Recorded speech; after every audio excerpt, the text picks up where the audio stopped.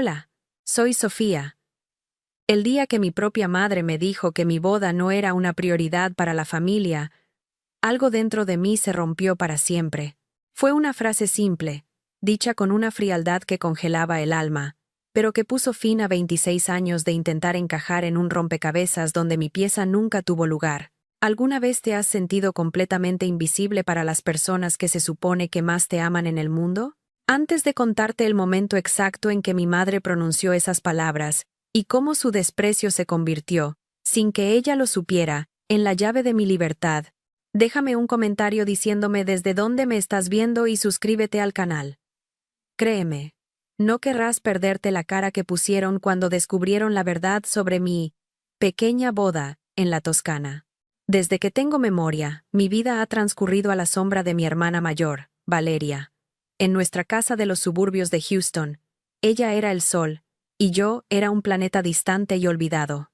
Mis padres, Elena y Ricardo, celebraban cada uno de sus logros con un entusiasmo desbordante. Su graduación, su primer trabajo como asistente legal, su compromiso con un hombre que aprobaban, todo era motivo de fiestas y brindis.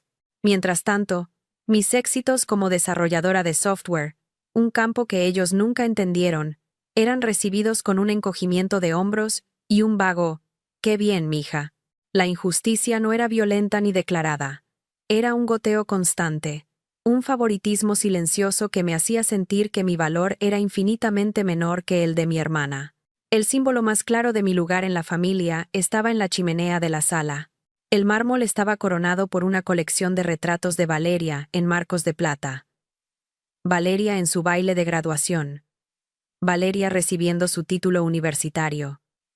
Valeria sonriendo en su fiesta de compromiso. Y luego, en una esquina, casi escondido detrás de un jarrón, había un pequeño marco de madera polvoriento. Dentro, una foto mía de cuando tenía 7 años, con los dientes de leche faltantes y una sonrisa forzada. Esa era yo, un recuerdo infantil, olvidado y apartado, mientras la vida adulta y celebrada de mi hermana ocupaba el centro de atención. Nadie parecía notar que la foto llevaba años sin ser actualizada, o quizás, simplemente a nadie le importaba. Mi trabajo era un misterio para ellos. Pasaba horas frente a mi laptop, escribiendo líneas de código que para ellos eran solo garabatos sin sentido. Sofía siempre jugando con su computadora, decía mi madre a las visitas, con un tono que mezclaba la lástima y la incomprensión. Nunca se molestaron en preguntar qué hacía exactamente, qué proyectos desarrollaba o para qué empresas internacionales trabajaba de forma remota. No sabían que jugar con la computadora me había dado una independencia financiera que Valeria, con su trabajo tradicional y aplaudido, solo podía soñar. Pero yo nunca dije nada. Parte de mí todavía albergaba la tonta esperanza de que un día me vieran por lo que era, no por lo que ellos no entendían. Mi refugio, mi único espacio seguro, era Mateo. Lo conocí en una conferencia de tecnología, y fue la primera persona que miró mi código con admiración, en lugar de confusión. Él entendía mi pasión, celebraba mis logros en silencio, y, lo más importante, me amaba por la mujer que era, no por la hija que mi familia esperaba que fuera. Nuestro amor fue tranquilo pero profundo, construido sobre el respeto mutuo y los sueños compartidos. Cuando me propuso matrimonio en una noche estrellada en Galveston, sentí una felicidad tan pura y abrumadora que por un momento creí que podría contagiar a mi familia. Decidimos casarnos en un mes, en una ceremonia íntima en la Toscana, un lugar con el que siempre había soñado. Esa tarde, sentada en el sofá de nuestro moderno apartamento en el centro de Houston, con la vista de la ciudad extendiéndose ante mí, sentí un nudo de nervios y esperanza. Mateo me apretó la mano, dándome fuerzas. «Todo saldrá bien», me susurró. Marqué el número de mis padres, mi corazón latiendo con una mezcla de emoción y el viejo temor a la decepción. El teléfono sonó un par de veces antes de que la voz de mi madre, siempre un poco distante, respondiera. Respiré hondo, reuní todo el entusiasmo que pude y me preparé para compartir la que debería haber sido una de las noticias más felices de mi vida, esperando, contra toda lógica, una reacción diferente esta vez.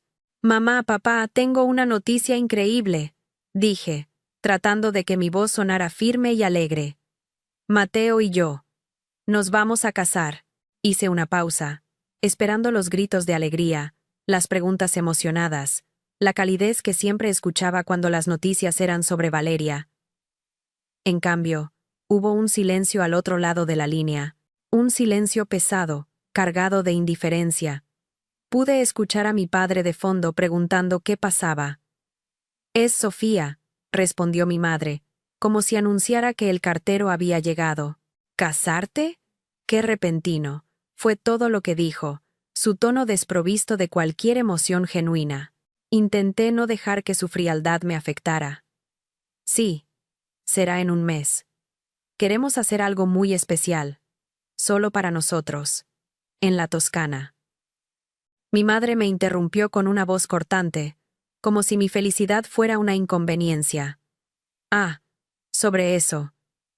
«Imposible», dijo. «Es ese mismo fin de semana, el último de mayo. Ya reservamos el salón y enviamos las invitaciones digitales. La boda de tu hermana es la prioridad de la familia, no podemos ir a la tuya». Cada palabra fue un golpe, preciso y brutal. No había negociación, no había tristeza, solo un hecho inamovible. Mi boda, mi felicidad, no importaba. Colgué el teléfono unos minutos después, sin recordar exactamente qué más se dijo. Las palabras de mi madre resonaban en el silencio de mi apartamento. Me quedé mirando el teléfono en mi mano, el mismo dispositivo que conectaba mi software con el mundo, ahora convertido en el arma que había destrozado mis últimas esperanzas. Mateo me abrazó, pero yo me sentía a kilómetros de distancia. El dolor era profundo, agudo, como una herida interna que finalmente se había abierto. Pero debajo de ese dolor, algo más comenzaba a surgir. Una extraña calma. Era la calma de la rendición, la liberación de una batalla que había estado perdiendo desde el día en que nací. Ya no tenía que intentarlo más. El silencio que quedó después de colgar fue más ruidoso que cualquier grito. Mateo me rodeó con sus brazos. Su calor era un ancla en medio de mi tormenta interna. Pero yo no lloraba. Las lágrimas se habían secado años atrás, después de innumerables cumpleaños olvidados y logros minimizados. Lo que sentía era una fractura limpia, el sonido de una cuerda tensada durante 26 años que finalmente se rompía. Mi madre no me había apuñalado, simplemente había confirmado que la herida que yo siempre había sentido era real, que no estaba loca. Me había liberado de la agotadora tarea de mendigar un amor que nunca estuvo destinado para mí. En ese momento, en los brazos de Mateo, supe que mi boda en la Toscana ya no era un sueño para compartir con ellos, sino mi declaración de independencia. A la mañana siguiente, el dolor se había asentado en un rincón de mi pecho, transformado en una determinación fría y tranquila. No iba a haber confrontaciones, ni súplicas, ni dramas. Luchar por su atención era como intentar recoger agua con un colador, un esfuerzo inútil que solo me dejaría vacía y exhausta. Mateo me preparó un café. Sus ojos buscaban los míos, preocupados. «No tienes que hacer nada que no quieras, Sophie», me dijo. Asentí, tomando un sorbo. «Lo sé. Y lo que quiero es casarme contigo en Italia, rodeada de personas que nos celebren de verdad». Fue la primera vez que lo dije en voz alta, y la frase sonó a verdad, a un camino que por fin era solo mío, sin tener que mirar atrás para ver si alguien me seguía. La confirmación de mi invisibilidad llegó 2 días después, en el chat grupal de la familia. Mi madre envió una foto de Valeria probándose un vestido de novia espectacular, con un pie de foto que decía: «Nuestra hermosa princesa ha encontrado el vestido perfecto. La cuenta regresiva para el gran día ha comenzado». Los mensajes de tías y primos llovieron de inmediato. Corazones, emojis de aplausos, felicitaciones efusivas. Mi anuncio de compromiso, hecho apenas 48 horas antes, había sido completamente borrado del universo familiar, como si nunca hubiera existido. Nadie preguntó por mí, nadie mencionó mi boda. ¿Yo era un fantasma en mi propia familia? presenciando una fiesta a la que no solo no estaba invitada, sino en la que mi existencia misma era una inconveniencia. Entonces, como si necesitara una dosis más de humillación, Valeria me llamó. Su voz era melosa, como si nada hubiera pasado. Sophie, qué bueno que te encuentro. Oye, necesito un favorzote. ¿Podrías ayudarme a diseñar la página web de la boda? Ya sabes, con tus cositas de la computadora. Quiero algo súper elegante. Pero no entiendo nada de eso. Me quedé en silencio por un segundo, asimilando la audacia, el egocentrismo absoluto. No hubo un ¿cómo estás? Ni un lamento lo de las fechas, solo una demanda, una expectativa de que mis habilidades, esas que siempre habían ridiculizado, estuvieran a su servicio. Mi trabajo, mi carrera, mi fuente de independencia, reducida una vez más a cositas de la computadora. En lugar de la ira que debería haber sentido, una calma gélida me invadió. Claro, Valeria. Te ayudaré, respondí, mi voz monótona y carente de emoción. Mateo, que escuchaba a mi lado, frunció el ceño, confundido, pero yo sabía lo que estaba haciendo. Aquel no era un acto de sumisión, sino de despedida. Sería mi último servicio como la hija obediente y la hermana complaciente. Mientras ella me describía con entusiasmo los colores pastel y las fuentes cursivas que quería, yo ya estaba construyendo un muro invisible a mi alrededor. Cada línea de código que escribiría para su boda sería un ladrillo más en esa fortaleza, protegiendo mi nueva vida de su indiferencia tóxica. Era la última vez que mi talento sería un servicio gratuito para la familia. Una semana después, tuve que pasar por casa de mis padres para recoger unos documentos que necesitaba para nuestro viaje. El aire en la casa se sentía denso, cargado de una tensión no verbalizada. Mi madre me saludó con un beso en la mejilla que se sintió como un roce de hielo. Mientras esperaba, mis ojos se posaron inevitablemente en la chimenea. Allí seguía, en su rincón polvoriento, mi foto de los 7 años. Y junto a ella, un nuevo marco de plata brillante, vacío, esperando la foto oficial del compromiso de Valeria. El contraste era casi cómico en su crueldad. Era la metáfora perfecta de mi vida. Un recuerdo estancado en el pasado, mientras el futuro glorioso de mi hermana ya tenía un lugar reservado en el centro del escenario. Mi padre me encontró mirando la chimenea. Por un momento, vi un destello de algo parecido a la culpa en sus ojos. Se aclaró la garganta, incómodo. Sofía, tu madre. Ya sabes cómo es con tu hermana. Se emociona mucho, murmuró, sin atreverse a mirarme directamente. No era una disculpa, sino una excusa, una justificación de su propia pasividad. Él era un espectador silencioso en el teatro de favoritismo de mi madre, y su silencio lo convertía en cómplice. Lo sé, papá. Siempre ha sido así, respondí, y en mis palabras no había reproche, solo la aceptación de un hecho tan inmutable como la ley de la gravedad. Él asintió, aliviado de que no hubiera una escena, y se retiró, dejándome sola con los fantasmas de plata de la chimenea. Antes de irme, mi madre me detuvo en la puerta. Su tono era práctico, como si estuviera discutiendo una lista de compras. Por cierto, hija, estamos todos haciendo un esfuerzo para que Valeria tenga la boda de sus sueños.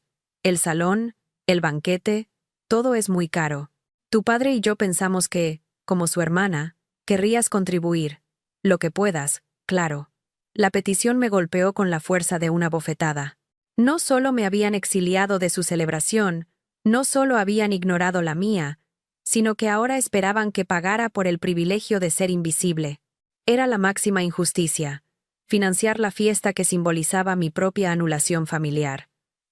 Mi lugar no era en la mesa principal, sino en la columna de ingresos del presupuesto. Una sonrisa amarga se dibujó en mi rostro, pero la oculté rápidamente. Por supuesto, mamá. Enviaré un regalo de bodas, dije, mi voz sonando extrañamente serena. Esa misma noche, desde mi laptop, la misma que ellos veían como un juguete, hice una transferencia a la cuenta de mi padre. Envié $200, una cantidad deliberadamente modesta, casi insultante para la escala de boda que planeaban. En el concepto, escribí simplemente, para los novios, con mis mejores deseos. No era una contribución, era una indemnización por despido. Era el precio simbólico de mi libertad. Con ese clic, corté el último lazo financiero y emocional que me ataba a sus expectativas. El dinero, que para ellos era tan importante, se convirtió en mi herramienta de emancipación silenciosa. Mientras ellos seguían inmersos en los detalles de una boda que representaba todo lo que yo no quería, Mateo y yo afinábamos los planes para la nuestra. Las llamadas ya no eran con organizadores de bodas locales, sino con un gestor de propiedades en Florencia. Las discusiones no eran sobre el color de las servilletas, sino sobre la logística para recibir a nuestros amigos más cercanos, que volarían desde diferentes partes del mundo. Cada decisión que tomábamos era un acto de autoafirmación. Elegimos un cuarteto de cuerdas en lugar de un DJ, un chef privado en lugar de un catering masivo, y una ceremonia al atardecer con vistas a las colinas de la Toscana. Estábamos construyendo nuestro propio mundo, un mundo donde el amor se medía en presencia y apoyo, no en apariencias ni obligaciones. La noche antes de nuestro vuelo a Italia, mi teléfono vibró con un último mensaje de mi madre. No era un buen viaje, ni un cuídate. Era una orden disfrazada de recordatorio. Sofía, no te olvides de pasar mañana por la pastelería para confirmar el sabor del pastel de bodas de tu hermana. Me dijo que te lo había encargado. Leí el mensaje una y otra vez, mientras el resplandor de la pantalla iluminaba la maleta abierta a mis pies. La desconexión era total, abismal. Estaban tan absortos en su universo que ni siquiera se habían dado cuenta de que yo estaba a punto de abandonarlo. Apagué el teléfono, lo dejé sobre la mesa y cerré la maleta. No había nada más que decir. Mi respuesta no estaría en un mensaje de texto, sino en el silencio que dejaría al otro lado del océano. El aire del avión, recirculado y estéril, se sentía como el primer respiro de aire verdaderamente limpio en 26 años. Cada milla que nos alejaba de Houston era un nudo que se desataba en mi estómago, uno que ni siquiera sabía que tenía tan apretado. Miré a Mateo, que dormía plácidamente a mi lado, y luego por la ventanilla, hacia la oscuridad infinita salpicada de estrellas. Por primera vez, no me sentía como un satélite girando alrededor del sol de otra persona. Me sentía como mi propio universo en expansión. La solicitud de mi madre sobre el pastel de bodas de Valeria no fue una ofensa, fue un regalo. Fue la confirmación final de que mi decisión de cortar amarras no era un acto de crueldad, sino de supervivencia. Mi silencio no era una rabieta. Era el sonido de una puerta cerrándose suavemente, pero para siempre. Aterrizar en Florencia fue como entrar en una pintura. El sol de la Toscana tenía una calidez dorada que parecía penetrar hasta los huesos, ahuyentando el frío húmedo de la indiferencia que había conocido toda mi vida. Alquilamos un pequeño Alfa Romeo y conducimos por caminos sinuosos bordeados de cipreses, con las ventanillas bajadas y la música clásica sonando en la radio. Mateo conducía con una mano en el volante y la otra entrelazada con la mía. No hablamos mucho, no era necesario. El paisaje hablaba por nosotros, prometiendo un futuro construido sobre la belleza, la paz y el respeto mutuo. Cada curva del camino me alejaba más de la hija invisible que había sido, y me acercaba más a la mujer que estaba destinada a ser. Me sentía ligera, como si hubiera dejado un equipaje muy pesado en el aeropuerto de Houston. Llegamos a la propiedad al atardecer. No era un hotel ni un resort, sino una villa privada de piedra antigua, enclavada en la cima de una colina con vistas a un valle de viñedos y olivares. El camino de entrada estaba flanqueado por lavanda y romero, y el aire olía a tierra y a sol. Mientras Mateo hablaba con el cuidador, yo caminé hacia la terraza. La vista era abrumadora, una panorámica de 360 grados de una belleza tan perfecta que parecía irreal. Apoyé las manos en la barandilla de piedra, todavía caliente por el sol del día, y respiré hondo. Este lugar, este momento, era la antítesis de la sala de estar de mis padres, con su chimenea llena de trofeos ajenos, y su silencio juzgador. Aquí, el único sonido era el del viento entre los olivos. Aquí, yo era la protagonista. A pesar de la paz abrumadora, una pequeña sombra de tristeza se coló en mi corazón esa primera noche. Mientras desempacábamos en nuestra habitación, con sus techos con vigas de madera y sus sábanas de lino blanco, me encontré pensando en mi madre. Me la imaginé estresada por los centros de mesa de Valeria, discutiendo con el servicio de catering, completamente ajena a la belleza que yo estaba presenciando. Por un instante fugaz, sentí una punzada de culpa, un eco de la niña que siempre quiso compartir su alegría con ella. Mateo debió verlo en mi cara. Se acercó y me abrazó por la espalda, apoyando su barbilla en mi hombro. Ellos tomaron su decisión. Sophie, susurró. Ahora nos toca a nosotros disfrutar de la nuestra. Sus palabras eran el ancla que necesitaba, recordándome que mi felicidad ya no dependía de su participación. Al día siguiente, llegaron nuestros amigos más cercanos, un pequeño grupo de unas 20 personas que habían volado desde todas partes del mundo. Entre ellos estaba Clara, mi mejor amiga desde la universidad y la única persona, además de Mateo, que conocía la verdadera escala de mi éxito profesional. Mientras caminábamos por los jardines, ella me tomó del brazo, sus ojos brillando de emoción. Sophie, no puedo creer que finalmente estemos aquí, dijo, su voz llena de asombro. Después de todos esos años que pasaste trabajando en el proyecto Toscana, diseñando esa aplicación que te permitió hacer esto, verlo en persona, es irreal. Sus palabras flotaron en el aire, cargadas de un significado que solo nosotros dos entendíamos. No éramos simples huéspedes en un lugar hermoso. Estábamos parados en el resultado tangible de mi trabajo, de mis cositas de la computadora. Ese comentario de Clara fue un pequeño punto de inflexión para mí.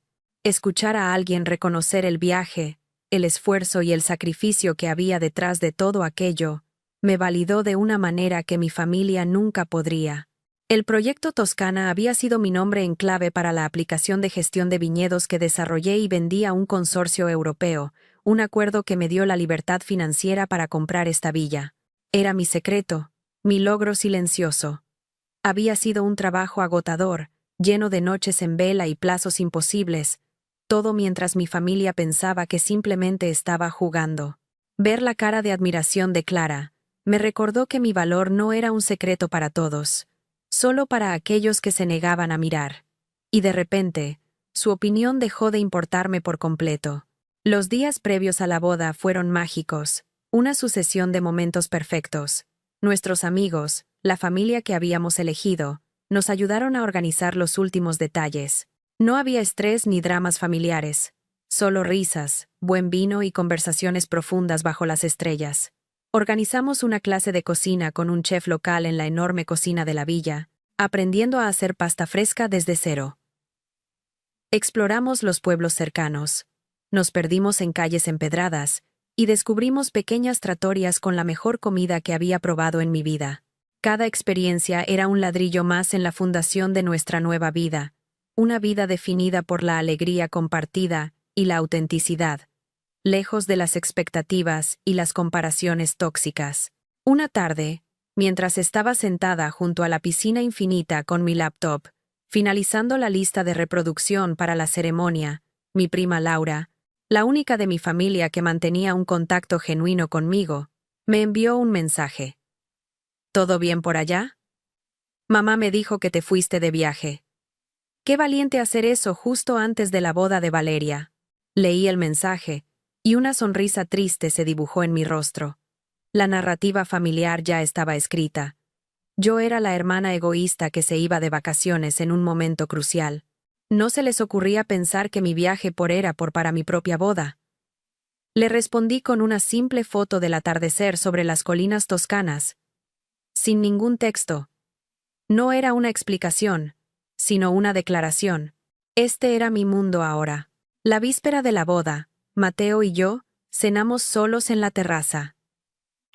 El chef nos había preparado una cena ligera, y el único sonido era el de las cigarras y el tintineo de nuestras copas de vino. La luna llena iluminaba el valle, pintando los viñedos de plata. Pensé que este día sería diferente, admití en voz baja. Siempre imaginé que tendría a mi padre llevándome al altar, a mi madre ayudándome con el vestido. Mateo tomó mi mano sobre la mesa. Tendrás a las personas que te eligieron a ti, Sophie, y yo estaré esperándote al final del pasillo. Eso es lo único que importa. Tenía razón. El sueño de una boda familiar tradicional había muerto en aquella llamada telefónica, pero en su lugar había nacido algo mucho más real y poderoso, una celebración del amor que habíamos construido por nosotros mismos. Esa noche, antes de dormir, sentí la curiosidad de encender mi teléfono por primera vez en casi una semana. Se inundó de notificaciones. Decenas de mensajes en el chat familiar sobre emergencias de último minuto para la boda de Valeria. El florista había enviado las rosas del color equivocado. Un tío se había enfermado. El DJ no encontraba una canción. Y luego, varios mensajes directos de mi madre, cada uno más irritado que el anterior. El primero: Sofía, ¿dónde está la confirmación del pastel? El último, enviado esa misma mañana: es increíble tu falta de consideración. Tu hermana te necesita y tú desapareces. Espero que estés disfrutando de tus vacaciones. Miré los mensajes, leí las palabras, y por primera vez, no sentí nada. Ni dolor, ni ira, ni tristeza.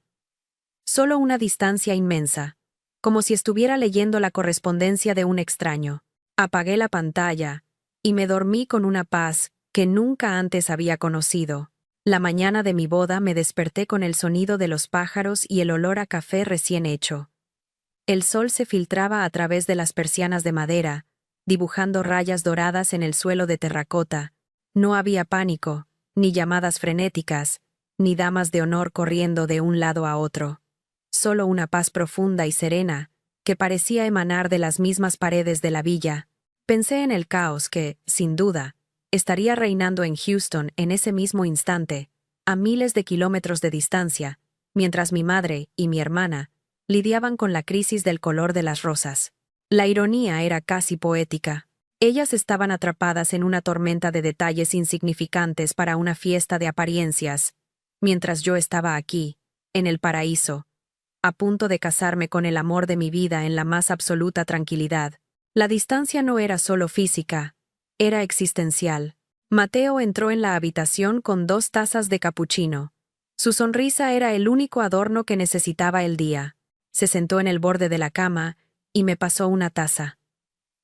¿Lista para convertirte en mi esposa, Sofía?, preguntó, su voz suave y llena de una emoción contenida que me conmovió. Asentí, incapaz de hablar por un momento. No había nervios, solo una certeza abrumadora de que estaba exactamente donde debía estar. Más tarde, mientras me ayudaba Clara a ponerme mi vestido, un diseño simple y elegante de seda que había comprado en una pequeña boutique en Florencia, me miré en el espejo de cuerpo entero. La mujer que me devolvía la mirada no era la niña de la foto polvorienta de la chimenea. Era una mujer que había aprendido a construir su propia felicidad, ladrillo a ladrillo, línea de código a línea de código. Ya no necesitaba un lugar en su repisa. Me había construido mi propia casa. El vestido no era ostentoso, pero se sentía como una armadura de luz. Simple, de seda marfil, caía con una elegancia que no necesitaba adornos. Al mirarme en el espejo, no vi a una novia preparándose para una actuación, sino a mí misma, finalmente completa. Recordé la imagen de Valeria en el chat familiar, ahogada en capas de tul y encaje, posando para una audiencia invisible. Mi reflejo era diferente. Era sereno, fuerte, el reflejo de una mujer que no necesitaba la aprobación de nadie para sentirse valiosa. Clara me ajustó el velo. Sus ojos brillaban con lágrimas de felicidad. «Estás radiante, Sophie», susurró. «Nunca te había visto tan... tú». Y esa era la verdad. Por primera vez en mi vida, no estaba tratando de encajar en un molde. Estaba celebrando la forma que yo misma había creado, con mis propias manos y mi propia mente. La ceremonia fue al atardecer, en la terraza que daba al valle. El pasillo no era una alfombra roja, sino un camino de pétalos de rosas blancas, esparcidos sobre la piedra antigua.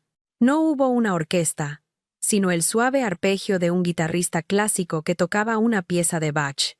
Nuestros 20 invitados, nuestra verdadera familia, se sentaron en sillas de madera, sus rostros iluminados por la luz dorada del sol poniente. Caminé hacia Mateo, no del brazo de mi padre, sino sola, sintiendo la fuerza de cada paso que me había llevado hasta ese momento. Cuando llegué junto a él, tomó mis manos. Nuestras miranzas se encontraron, y el resto del mundo desapareció. Nuestros votos no fueron promesas grandilocuentes, sino palabras sencillas y sinceras que habíamos escrito el uno para el otro, hablando de apoyo, de respeto y de construir un futuro juntos, lejos de las sombras del pasado. Después de la ceremonia, la celebración se trasladó a un largo mesón de madera, bajo una pérgola cubierta de enredaderas y luces de verbena.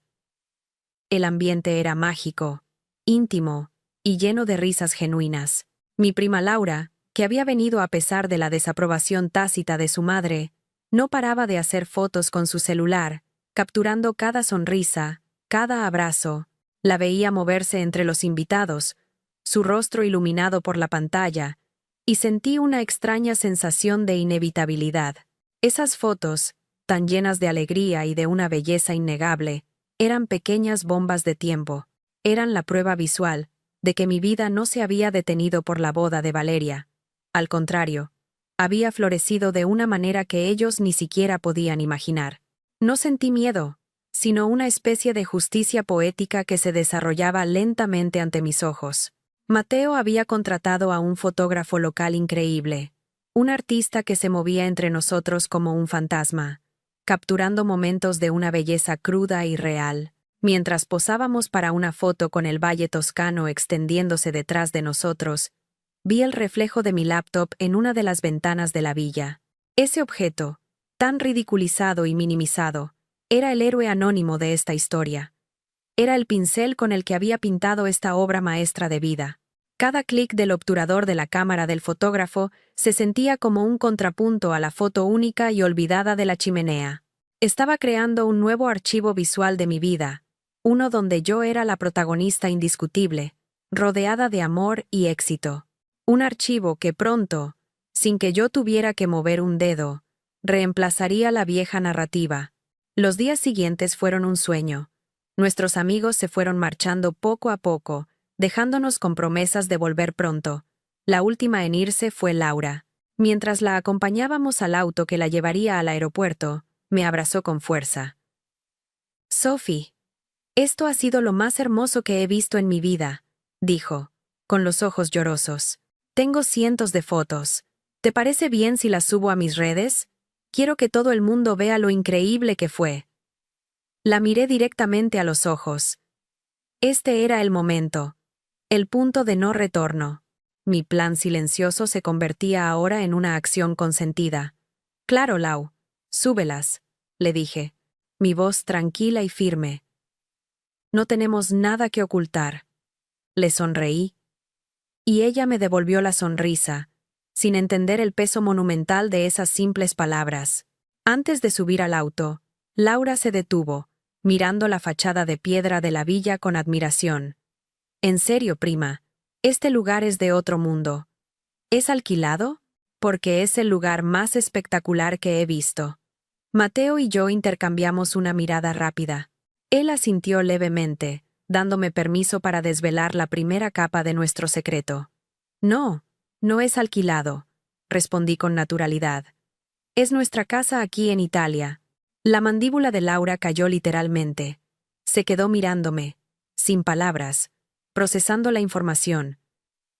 Sabía que su asombro se traduciría en el pie de foto más elocuente y revelador posible, sin ninguna malicia por su parte, sino por puro orgullo. La semilla estaba plantada. Solo tenía que esperar a que germinara en el terreno fértil de las redes sociales. Esa noche, después de que el último invitado se fuera, la villa quedó en un silencio absoluto y pacífico. Mateo y yo nos sentamos en la terraza, envueltos en una manta, compartiendo una botella de Brunello. Éramos marido y mujer, solos en nuestra casa, en nuestro mundo.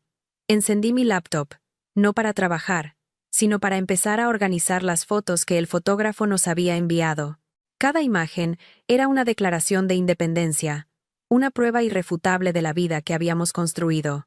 La laptop, mi herramienta de creación y libertad, ahora servía como el cofre de nuestros recuerdos más preciados. No había rastro de ansiedad en mí sobre lo que estaba por suceder. La tormenta podía desatarse en Houston. Aquí, en la Toscana, solo había calma y un cielo lleno de estrellas. Justo antes de irnos a dormir, mi celular, que había estado en silencio sobre la mesita de noche, vibró. No era un mensaje de texto ni una llamada perdida. Era una notificación de Instagram. Mi corazón dio un vuelco, no de miedo, sino de anticipación. La pequeña pantalla se iluminó con el aviso. Laura Mendoza te ha etiquetado en 127 fotos. Toqué la notificación. Se abrió un álbum titulado Un sueño toscano, la boda de Sofía y Mateo. La primera foto era una toma espectacular de nosotros dos besándonos en la terraza, con el sol poniéndose detrás. Y debajo, el pie de foto que lo cambiaría todo. Celebrando con los novios en su maravillosa casa en la Toscana. Qué orgullosa estoy de ti, prima. Te mereces toda esta felicidad. Miré a Mateo y le mostré el teléfono. Él me sonrió. El telón estaba a punto de levantarse. El zumbido de mi celular fue casi imperceptible, pero en el silencio de la noche toscana, sonó como un gong. Durante los siguientes minutos, el teléfono no dejó de vibrar. Era una avalancha de notificaciones del chat grupal de la familia, una cascada de mensajes que llegaban uno tras otro, rompiendo la paz que tanto me había costado construir. Mateo me miró, con una pregunta silenciosa en sus ojos. Yo solo pude negar con la cabeza. Una sonrisa agridulce formándose en mis labios. La primera foto de Laura, la de nuestro beso con el valle de fondo, había sido compartida por una tía con el comentario: ¿esto es en serio? ¿Alguien sabía de esto? La mecha estaba encendida. La explosión era inminente, y nosotros teníamos asientos en primera fila, a miles de kilómetros de distancia, completamente a salvo de la onda expansiva. Era el final de un capítulo, y el sonido era el de un mundo que se desmoronaba. Un mundo al que yo ya no pertenecía. La primera en escribirme directamente fue Valeria. Su mensaje no contenía felicitaciones ni preguntas amables. Era corto, casi telegráfico, y cargado de una incredulidad furiosa. «Sofía, ¿qué es esto? ¿Es una broma?» Leí sus palabras, y sentí una extraña desconexión, como si estuviera analizando un fragmento de código de un sistema obsoleto. Su mente no podía procesar la información, no podía conciliar a la hermana invisible, la que jugaba con su computadora, con la mujer de las fotos, rodeada de un lujo sereno y auténtico. Su universo, donde ella era el centro gravitacional, se había desestabilizado por completo. No respondí. Dejé su mensaje en leído, un pequeño rectángulo azul, que era, en sí mismo, la respuesta más poderosa que podía darle. Mi silencio no era una ausencia de palabras, sino una declaración de que su opinión ya no tenía el poder de afectarme. Luego, inevitablemente, el teléfono comenzó a sonar. En la pantalla, la palabra «mamá» brillaba con una urgencia que nunca antes había visto. Su nombre, que durante años había sido sinónimo de anhelo y decepción, ahora me parecía el de una extraña. Imaginé su voz al otro lado, no llena de arrepentimiento, sino de indignación. Indignación por no haber sido informada, por haber sido excluida, por haber perdido el control de la narrativa familiar. Dejé que la llamada siguiera hasta que saltó el buzón de voz. Mateo me tomó la mano, su pulgar dibujando círculos tranquilizadores sobre mis nudillos. «No tienes que contestar», susurró, y por primera vez, sentí en lo más profundo de mi ser que realmente no tenía que hacerlo. Mi obligación de responder a su llamado, de justificar mi existencia, se había disuelto en el aire cálido de la Toscana. El mensaje de voz llegó un minuto después. La voz de mi madre era tensa, entrecortada por la rabia y la confusión. «Sofía, soy yo. No sé qué juego estás jugando, pero esto no es gracioso. Tu tía me está llamando. Todo el mundo está preguntando. ¿Su casa en la Toscana? ¿De qué está hablando Laura? Me estás haciendo quedar como una tonta. Llámame en cuanto escuches esto. Tenemos que hablar. Escuché el mensaje con Mateo, y ambos nos quedamos en silencio. No había una pizca de felicidades o ¿estás bien? Solo una preocupación egocéntrica por su propia imagen. Había reducido mi boda, mi hogar, mi felicidad, a una simple vergüenza social para ella. Esa fue la confirmación final, el último clavo en el ataúd de la esperanza que alguna vez tuve de que me viera como a una hija. Mi mirada se desvió hacia mi laptop, cerrada sobre la mesa de piedra, esa caja de metal y circuitos, mi juguete, la fuente de tantas burlas veladas y condescendencia. Era el arma silenciosa con la que había construido mi imperio. Con ese juguete, había escrito millones de líneas de código. Había resuelto problemas complejos para empresas de todo el mundo, y finalmente, había financiado la compra de cada piedra, cada viga y cada olivo de esta villa. El desprecio de mi familia por mi trabajo era directamente proporcional a su ignorancia sobre su potencial. Y ahora, se enfrentaban a la abrumadora evidencia de su error de juicio. No habían subestimado mi pasatiempo. Habían subestimado a la mujer que lo había convertido en una fortuna. La ironía era tan amarga y tan dulce, que casi podía saborearla en el vino. Mientras tanto, el chat familiar era un hervidero de caos. Los mensajes de Laura, que intentaba ingenuamente responder a las preguntas con más fotos y detalles entusiastas, y no saben la comida. Contrataron a un chef privado. Solo echaban más leña al fuego. Las preguntas se volvieron más directas y acusatorias. ¿Por qué Sofía no nos dijo nada? ¿Cómo pagó por todo esto? Ricardo, Elena, ¿ustedes sabían de esto? Mis padres guardaban un silencio sepulcral en el chat, probablemente porque estaban demasiado ocupados intentando llamarme sin éxito. Yo observaba la implosión digital desde una distancia segura, como un astrónomo que estudia el colapso de una estrella lejana. El espectáculo era fascinante, y, por primera vez en mi vida, no me sentía parte de él. Era su drama, su creación, y yo era solo una espectadora. De repente una imagen mental se apoderó de mí con una claridad cristalina, la chimenea de la casa de mis padres. Vi mi pequeña y polvorienta foto de los 7 años, olvidada en una esquina, y luego imaginé a mi madre, a mi padre, a Valeria, mirando sus celulares, inundados por docenas de imágenes profesionales de mi boda. Imágenes mías, sonriendo, radiante y feliz. Imágenes de Mateo mirándome con un amor que ellos nunca me dieron. Imágenes de nuestra casa, de nuestros amigos, de nuestra vida. Esas fotos no eran solo recuerdos. Eran una corrección. Eran la actualización forzada de la imagen que tenían de mí. La niña invisible había sido reemplazada por una mujer que había construido su propio castillo, y ellos ni siquiera habían sido invitados a la inauguración. La pequeña foto de madera había sido eclipsada para siempre. Entonces llegó un mensaje de mi padre. A diferencia del de mi madre, el suyo era breve y casi suplicante. Hija, por favor, llámanos.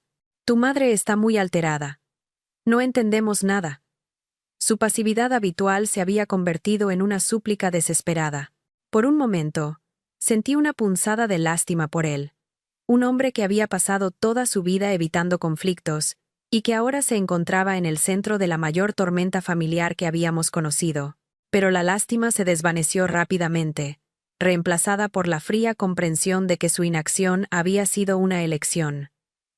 Su silencio había sido cómplice de cada pequeña humillación, de cada injusticia silenciosa.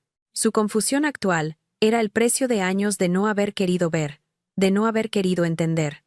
Su momento de rendir cuentas había llegado.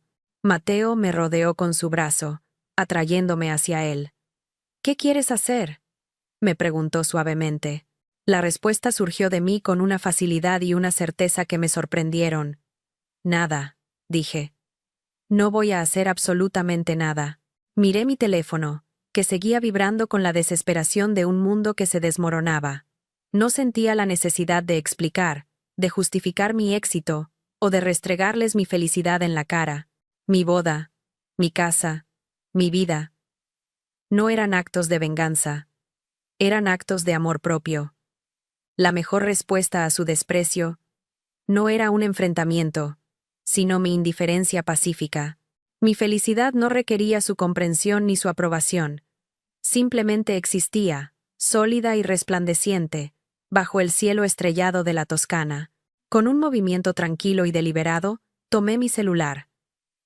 Abrí el chat familiar y, sin leer los últimos mensajes, seleccioné la opción Silenciar notificaciones. Hice lo mismo con los chats individuales de mi madre, mi padre y Valeria. No los bloqueé. No borré sus números. Simplemente apagué el volumen de su caos. Fue un acto simple, casi administrativo, pero se sintió como la firma de mi propia declaración de independencia. Coloqué el teléfono boca abajo sobre la mesa, creando una barrera física entre su mundo y el mío. El zumbido cesó. El silencio regresó, profundo y sanador, solo interrumpido por el canto de los grillos. La tormenta seguía rugiendo en Houston, pero aquí, en mi hogar, reinaba la paz. Me acurruqué contra Mateo, apoyando la cabeza en su hombro y mirando el valle iluminado por la luna. Sentí una ligereza que nunca antes había experimentado, como si me hubieran quitado un peso invisible que había llevado sobre los hombros durante 26 años. La batalla había terminado, no con un grito de victoria, sino con un susurro de paz. No había ganado una guerra contra ellos, simplemente había decidido dejar de luchar. Había elegido mi propia felicidad por encima de su drama, mi propia paz por encima de su caos. Y en ese silencio, en esa calma, encontré la validación más importante de todas, la mía. La niña de la foto polvorienta finalmente había encontrado su lugar, no en la chimenea de ellos, sino en el centro de su propio universo. Y era un universo hermoso, vasto y lleno de promesas. Pasaron 2 semanas de una paz casi irreal. El drama que se había desatado en Houston me llegaba como un eco lejano a través de mi prima Laura, quien me mantenía al tanto con mensajes esporádicos. La boda de Valeria, según me contó, se había celebrado, pero el ambiente estuvo enrarecido, tenso. La comidilla de todos los invitados no fue el vestido de la novia ni la decoración del salón, sino las fotos de mi boda en la Toscana que circulaban por los celulares de todos. Mi ausencia, que antes habría pasado desapercibida, se convirtió en el centro de atención. Mi madre, al parecer, pasó toda la noche dando explicaciones vagas y contradictorias, atrapada en una red de su propia creación. Por primera vez, su control sobre la narrativa familiar se había roto, y no por un ataque directo, sino por la simple y deslumbrante existencia de mi felicidad. Mi relación con Mateo floreció en esa tranquilidad. Libres de la presión y el juicio de mi familia, nos redescubrimos como pareja. Pasamos los días explorando los alrededores de nuestra villa, trabajando juntos en el jardín, o simplemente leyendo en silencio en la terraza. Una mañana, mientras yo programaba en mi laptop junto a la piscina, él se sentó a mi lado con 2 copas de prosecco. «Brindemos», dijo. «¿Por qué?», pregunté sonriendo. «Por esta laptop», respondió, tocando suavemente la carcasa de aluminio. «Por cada hora que pasaste frente a ella, mientras otros no entendían nada. Por convertir las cositas de la computadora en el cimiento de nuestro hogar». Sus palabras me llegaron al alma. Él no solo veía el resultado, sino que honraba el proceso, el sacrificio silencioso. Ese brindis selló nuestro pacto, consolidando una sociedad basada en el respeto y la admiración mutua, la verdadera base de nuestra nueva vida. Un mes después de la boda, recibí un correo electrónico de mi padre. El asunto era simplemente Sofía. El texto era largo y divagante, una mezcla de confusión, reproche y una torpe aproximación a una disculpa. Hablaba de cómo mi madre se sentía traicionada y de cómo Valeria estaba muy dolida por mi ostentación. No había ni una sola pregunta sobre cómo estaba yo o por qué había tomado mis decisiones. Todo giraba en torno a sus sentimientos heridos. Al final, escribió: «No sé cómo llegamos a esto, pero la puerta siempre estará abierta si decides volver a ser parte de esta familia». Leí la última frase varias veces. Volver a ser parte. La implicación era clara. Para ser aceptada, debía volver a ser la versión de mí que ellos podían manejar. La hija invisible y complaciente. Borré el correo sin responder. Mi familia no era una puerta que yo necesitara volver a abrir. Era una jaula de la que finalmente había escapado. La relación con mi hermana Valeria quedó congelada en el tiempo. Tras su mensaje furioso inicial, no volvió a contactarme. Laura me dijo que se negaba a hablar de mí. Y si alguien mencionaba mi nombre, cambiaba de tema bruscamente. Su identidad como la hija de oro se había visto amenazada por una realidad que no podía controlar ni comprender. Su mundo, construido sobre la base de mi invisibilidad, se había derrumbado. No sentí ninguna satisfacción en su dolor, solo una profunda tristeza por la relación que nunca tuvimos, y que, ahora estaba segura, nunca tendríamos. Nuestra historia había terminado, no con una reconciliación, sino con un silencio definitivo, que reconocía la distancia insalvable que siempre había existido entre nosotras. Su estatus en mi vida pasó de ser una fuente de dolor a una simple nota a pie de página en mi pasado. Mi vida, sin embargo, se llenó de conexiones nuevas y más auténticas. Los amigos que vinieron a nuestra boda se convirtieron en el núcleo de nuestra familia elegida. Las videollamadas y los viajes para visitarnos se volvieron una constante. Nuestra villa en la Toscana no era una fortaleza para aislarnos, sino un puerto abierto para aquellos que celebraban nuestra felicidad. Un día, mientras organizaba un álbum de fotos digital, coloqué una de nuestras favoritas en el escritorio de mi computadora, una imagen de todos nuestros amigos riendo en la cena de bodas. Esa imagen se convirtió en mi nueva chimenea, un recordatorio constante de que el verdadero hogar no está definido por la sangre, sino por el amor, el respeto y la alegría compartida. Reemplacé el símbolo de mi exclusión por un monumento a mi pertenencia. Elena, mi madre, nunca se disculpó. Sus intentos de contacto se volvieron esporádicos y siempre indirectos, a través de tías o primos, con mensajes que buscaban información más que reconciliación. ¿Sigue Sofía en Italia? ¿Es verdad que vendió su empresa? Quería los datos, las piezas del rompecabezas de mi éxito, pero nunca preguntó por mis sentimientos. Su relación conmigo se había transformado en una curiosidad lejana, como si leyera sobre la vida de una celebridad desconocida. Entendí que su incapacidad para verme era una limitación suya, no un defecto mío. Dejé de esperar el amor de una madre que no sabía cómo darlo, y, al hacerlo, me liberé del último vestigio de dolor que me ataba a ella. Su estatus final fue el de una figura biológica cuyo poder emocional sobre mí se había extinguido por completo. Ricardo, mi padre, se mantuvo en su rol pasivo hasta el final. Nunca volvió a escribirme después de aquel correo. Su silencio fue su respuesta definitiva, la continuación de una vida entera de no intervención. Al dejar de luchar por su atención, también lo liberé de la responsabilidad que nunca quiso asumir. Lo vi por lo que era. Un hombre atrapado entre su esposa y su conciencia, que eligió consistentemente el camino de menor resistencia. No sentía ira hacia él, solo una compasión distante. Ambos, mis padres, se convirtieron en figuras de mi pasado, como compañeros de escuela, a los que recuerdas vagamente, pero con los que ya no tienes nada en común. La desconexión emocional fue total, y para mi sorpresa, completamente pacífica. Una tarde de otoño, unos 6 meses después de la boda, estaba sentada en la terraza con Mateo, planificando un viaje a Japón. El sol se ponía sobre las colinas, tiñendo el cielo de naranja y púrpura. Mi celular, que descansaba sobre la mesa, se iluminó de repente. En la pantalla, apareció una palabra que no había visto en mucho tiempo: mamá. No hubo un sobresalto en mi pecho, ni una oleada de ansiedad, solo una calma profunda.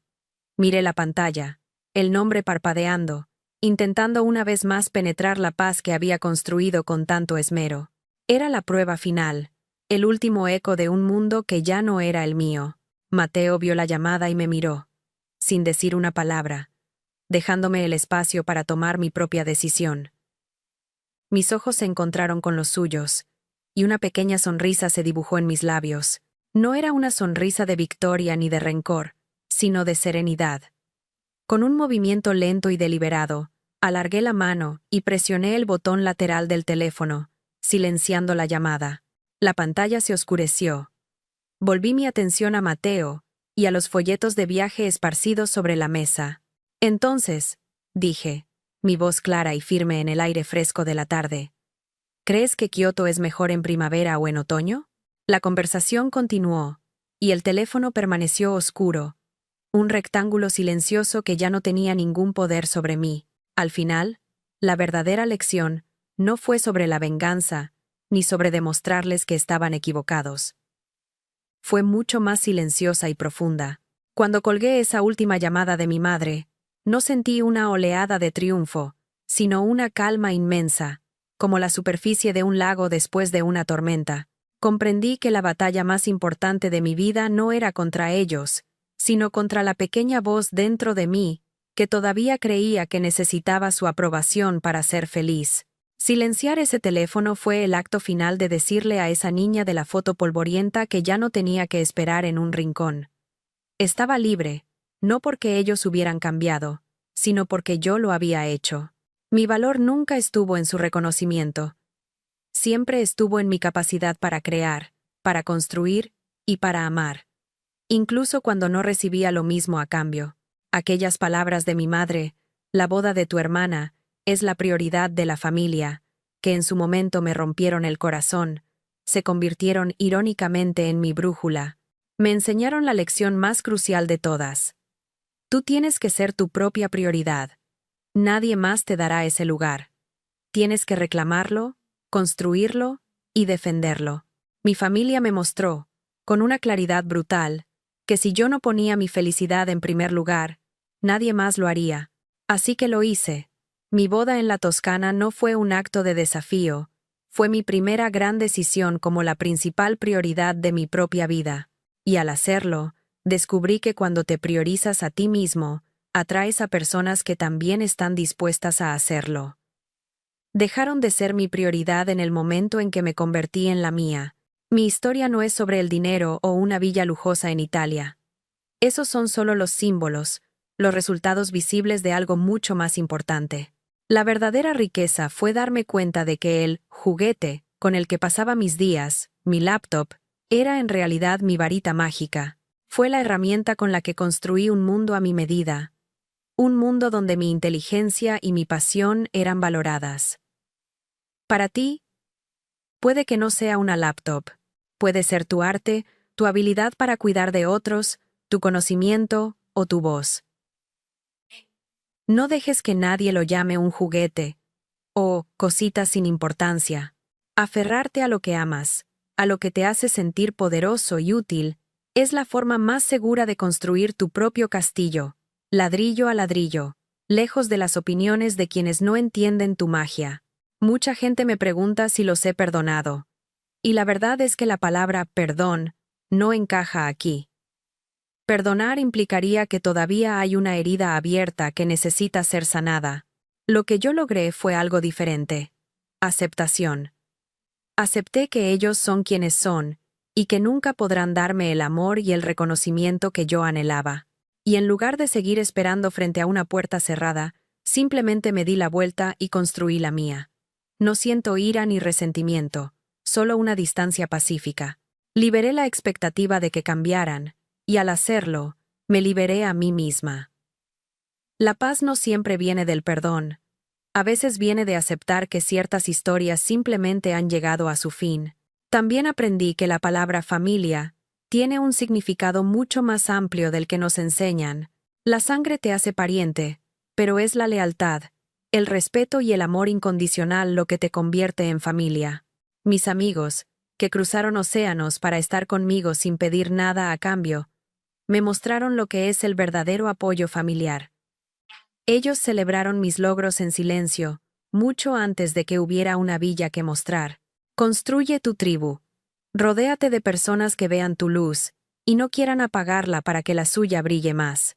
A veces, la familia que eliges es la que finalmente te enseña lo que es un hogar, Un lugar donde puedes ser tú mismo sin miedo y sin disculpas. Si estás viendo esto y te sientes invisible, si alguna vez te han hecho sentir que tus sueños son menos importantes, o que no encajas en el molde que te asignaron, quiero que sepas algo. No estás solo, y tu valor no está sujeto a su opinión. Tu historia no tiene por qué ser definida por la foto polvorienta que otros eligieron para ti. Tienes el poder de crear un álbum completamente nuevo, lleno de imágenes vibrantes, que capturen quién eres en realidad. La parte más difícil es dar el primer paso. Decidir que tu felicidad es una prioridad que no está en negociación. Tu Toscana te está esperando, ya sea un lugar real o un estado mental de paz y autoaceptación. Solo tienes que atreverte a construirla. Si mi historia te ha tocado de alguna manera, si alguna vez has luchado por encontrar tu propio lugar en el mundo, déjame un comentario contándome tu experiencia. Leer sus historias es lo que le da sentido a este espacio. Saber que no estamos solos en nuestras batallas. Y si aún no lo has hecho, suscríbete al canal y activa las notificaciones. Cada semana, compartimos una nueva historia sobre cómo encontrar la fuerza en los momentos más oscuros. Y créeme, no querrás perderte la próxima. Tu historia importa. Y aquí, siempre será una prioridad.